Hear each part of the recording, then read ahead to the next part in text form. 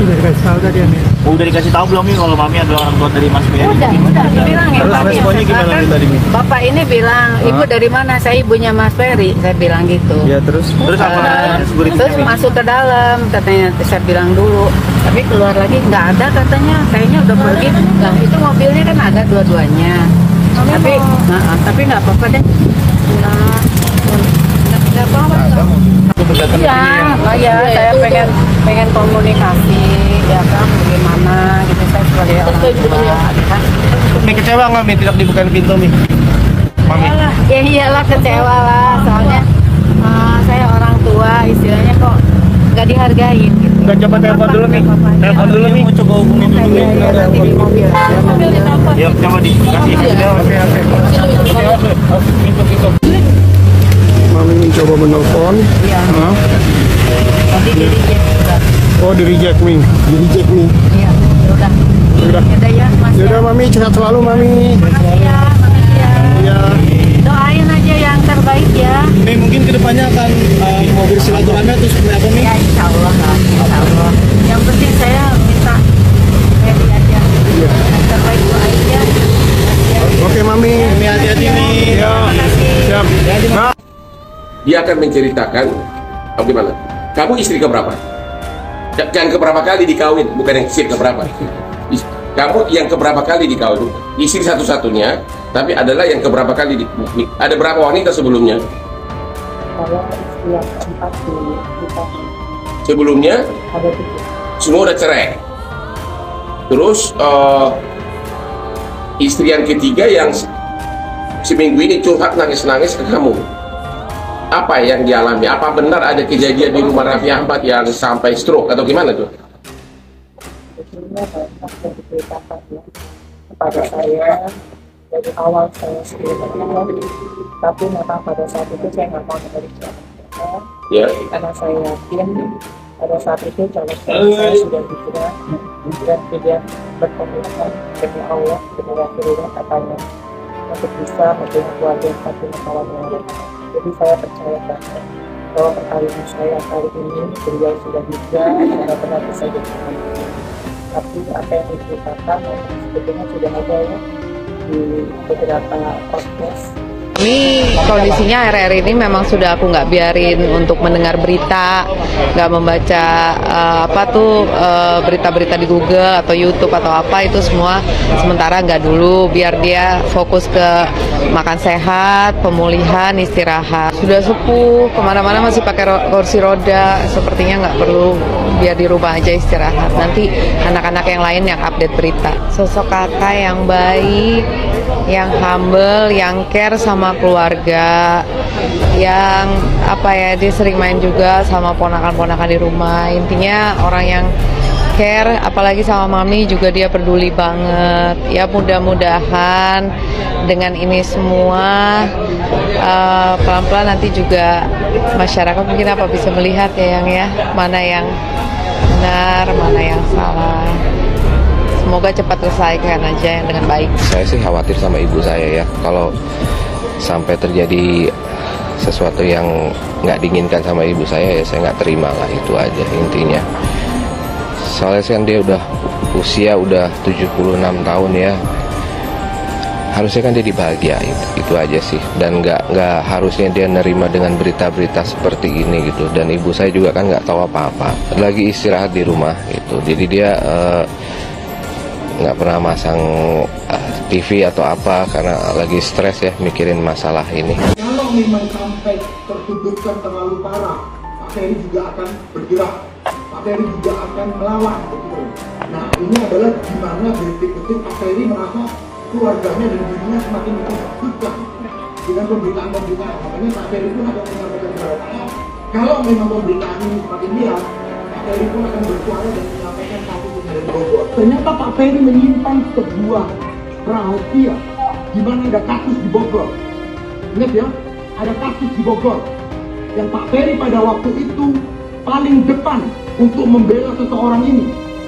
Nah, pertanyaannya bagaimana tuh kasus di Bogor? Begitu loh. Jadi jangan sampai kedua belah pihak ini kan saling mengumbar satu sama lain. Ayo dong stop, mari kita upayakan perdamaian. supaya jangan sampai ada isu-isu yang lain nanti, ada aib-aib baru yang disebarkan. Nanti kami akan sampaikan, kalau tidak salah itu di 2022 deh. Ya, 2022 itu kurang lebih ya. Guys, tuh lihat tuh, Vena Melinda klaim pegang rahasia Ferry Irawan yang bikin publik terkejut.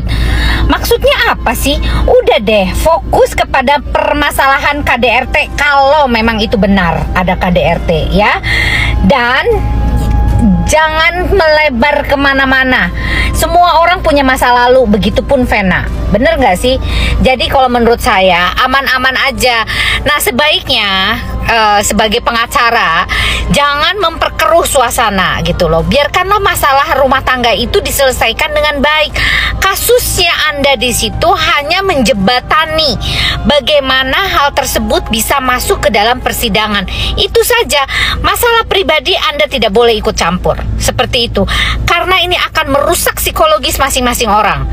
Baik Vena maupun Ferry. Sudahlah, semua punya masa lalu, itu biarlah berlalu.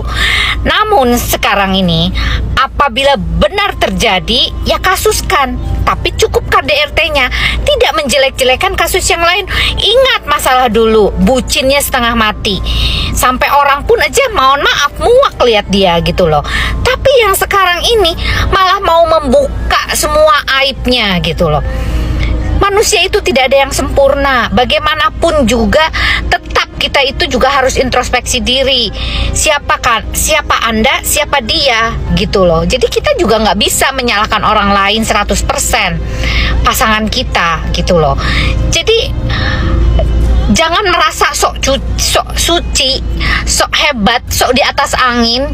Kita itu mau berusaha untuk menampilkan segala upaya gitu agar menang gitu kasusnya. Aduh, aneh kalau menurut saya gitu ya. Jadi udahlah, jangan sampai psikologis orang itu merasa bahwa ada ancaman dan sebagainya. Itu nggak baik. Oke, jadi menurut saya para pengacara yang menangani kasus ini, please berpikir bijak agar masalah ini cepat selesai dan tidak dipublish. Kalau ini memperpanjang masalah, artinya ada sesuatu, yaitu menuju 2024. Oke? Salam Dita Gading. Berita terkini, keluarga Ferry Irawan minta mantan istri tak dibawa-bawa ke kasus KDRT Vena Melinda. Keluarga Ferry Irawan diwakili kuasa hukumnya Sunan Kalijaga berpendapat bahwa tak selayaknya mantan istri dari Ferry Irawan dilibatkan dalam dugaan tindak kekerasan dalam rumah tangga. Seperti telah diketahui sebelumnya, beberapa waktu lalu Vena Melinda mengungkap ke publik bahwa ia pernah berkomunikasi dengan salah seorang mantan istri Ferry Irawan. Artis yang pernah menjadi anggota DPR itu mengaku sempat diberitahu perihal Ferry yang kerap berperilaku kasar. Sunan Kalijaga juga mengaku pernah berkomunikasi dengan salah satu mantan istri Ferry Irawan berinisial A dan bicara mengenai kasus dugaan tindak KDRT. Saya sempat komunikasi lewat telepon dengan A. Saya berterima kasih bahwa Mbak berinisial A itu tidak mau ikut konflik rumah tangga Mas Ferry dan Mbak Vena, katanya saat ditemui di kawasan Senayan, Jakarta Selatan pada Sabtu 27 Januari. Atas pengakuannya itu, Sunan menghargai keputusan mantan istri Ferry tersebut. Ia menilai sudah seharusnya permasalahan Ferry dan Vena diselesaikan oleh kedua pihak saja tanpa perlu melibatkan orang lain.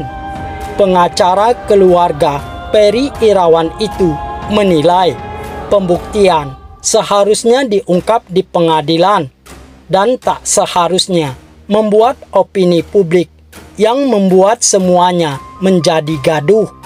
Lebih dari itu, Sunan menilai bukan kapasitas mantan istri Ferry untuk memberikan keterangan dan kesaksian, karena wanita berinisial A tersebut bukanlah orang yang melihat dugaan tindak KDRT Ferry terhadap Pena. Apa urusannya mantan Mas Ferry memberi keterangan? Apa mantan Mas Ferry melihat dugaan KDRT ke Mbak Pena? Kan tidak. Maksud tujuannya apalagi? Bawa-bawa orang dari masa lalu, tuturnya. Sudah cukup. Mantan istrinya juga sudah sampaikan ke saya. Jangan lagi orang masa lalu dibawa ke sekarang. Memang kurang saksinya kok sampai melibatkan mantan Mas Ferry. Jangan suka buat gaduh. Jangan suka bongkar aib orang, pungkas sang pengacara.